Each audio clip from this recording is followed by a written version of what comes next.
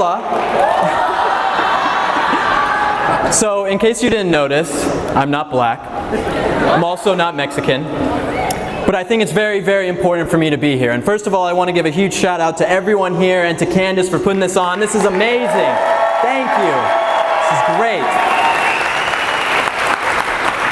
You know, I was at the Women's March yesterday, actually, which was about, I think, 25,000 people in downtown LA, and I can tell you I didn't get the same amount of love from them that I'm getting from you guys now, so that's a very nice thing.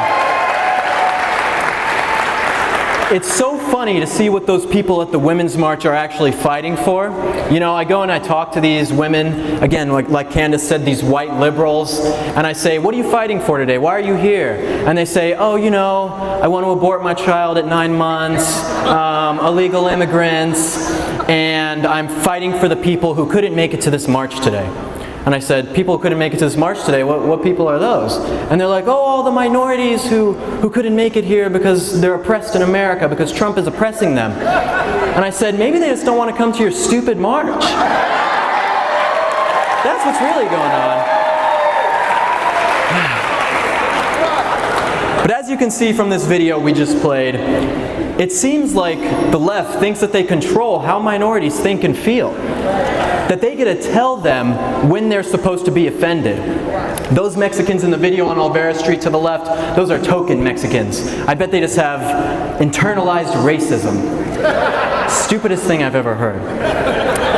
We live in a culture and a society where being offended has become a recreational pastime.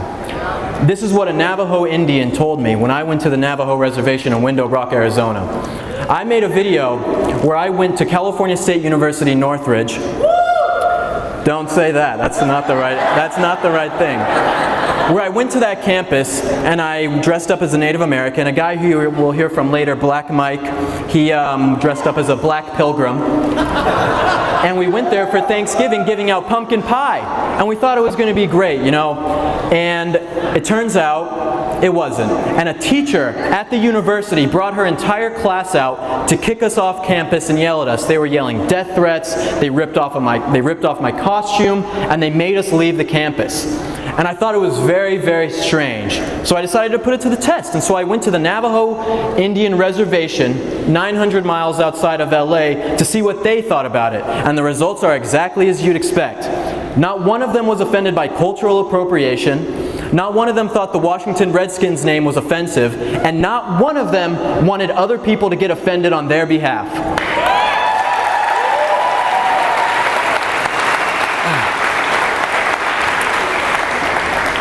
It was funny how much they actually loved it, that we were celebrating their culture.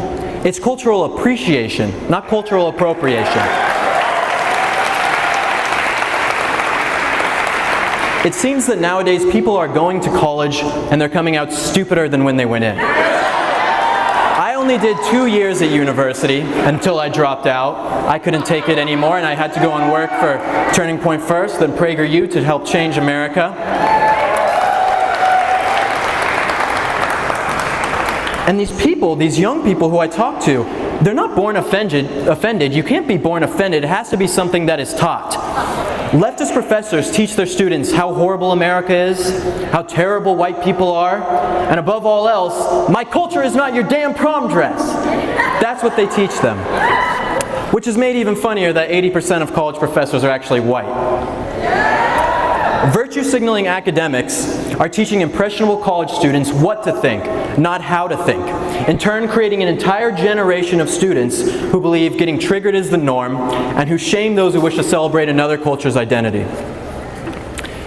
So what does all this mean? All of this getting offended, white liberals getting offended. It really means that white liberals are the most racist people in America.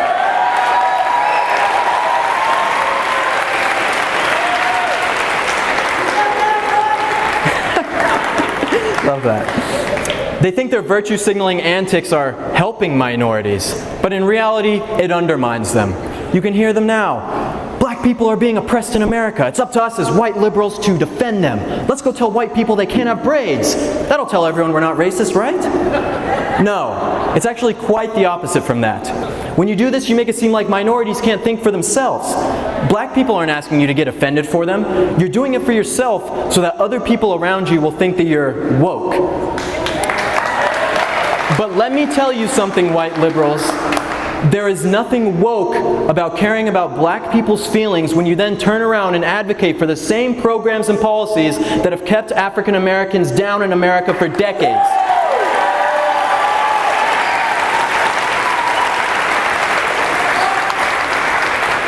You think about something like affirmative action. You know, affirmative action sounds great on paper, but affirmative action is racist all the way through. It basically says as a premise, African Americans, Hispanics, they're not as smart as white people, so we need to give them a leg up so they can get into these positions. But the reason why African Americans and Hispanics aren't in these positions is because of the economic oppression that the Democrats have put on them for the last 60 years. You fix the welfare state and you fix the schools in these communities, you won't need affirmative action. It's funny, a study actually just came out that shows when Democrats talk to minorities, they dumb down their speech. When they give speeches, they dumb down their speech. They use simpler words so that they can understand them, because minorities can't understand them. Is that not racist? This is what we call pandering. Think of someone like Hillary Clinton. Hillary Clinton, what do you all, our favorite politician? Our favorite politician?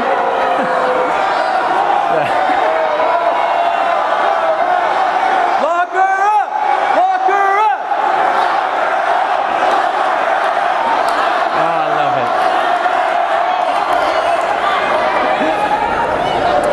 it. Hillary Clinton, what's one thing you always keep in your purse? Oh, hot sauce. Hot sauce. I always keep hot sauce in my purse. You don't? That's pandering. People like Hillary Clinton, who have time and time again put their own wealth and fortune above minority issues while in office, don't suddenly get a free pass because they say, I keep hot sauce in my purse. It's disrespectful to black people, and honestly, it's insulting. They did the same study with conservatives, and guess how conservatives talk to minorities? Just like they talk to everybody else. So for me, becoming a conservative, I haven't been a conservative forever, no way. I used to work for a Democrat senator back when I was in high school, mostly to impress this girl who I knew, but I was also on the left. And I was an English major, worthless degree, and I was in my Intro to Sociology class, and I remember my TA in my class, she came up to me, pointed at me, there was a black girl sitting next to me, and she said, you are oppressing this girl next to you just because of the color of your skin. You're white privilege. And the girl, the black girl, she looks at me, she's like, I don't know what's going on, this is really awkward for me. And I was like, yeah, I don't really think I'm oppressing you. And that was like a moment where I realized, like, maybe these things that the left are saying are wrong. This girl doesn't think I'm oppressing her. I don't think I'm oppressing her. But this white TA at a $50,000 a year university has the right to come and tell me that I'm oppressing them. This is how you create a victim culture in America.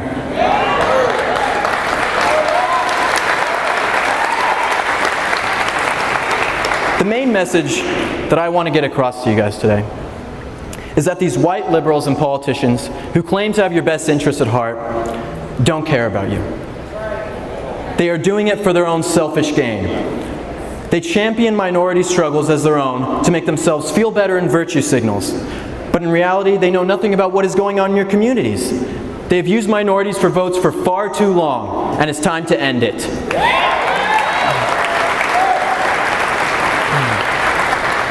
But you know who does care? Conservatives and Donald Trump. That's who cares.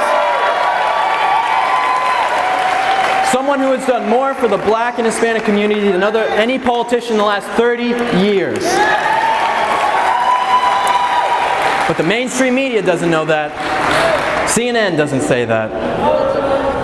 Conservatives care because when you succeed, everybody succeeds.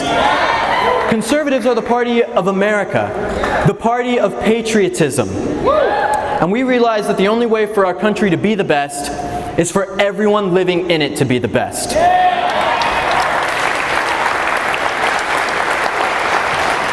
I'm going to end with this, that you guys have been here today and you've heard from some amazing speakers, Candace and everyone else, and you've learned so much. But But why are you here if it's not to take those ideas into the communities that you live in and spread them around as much as you can?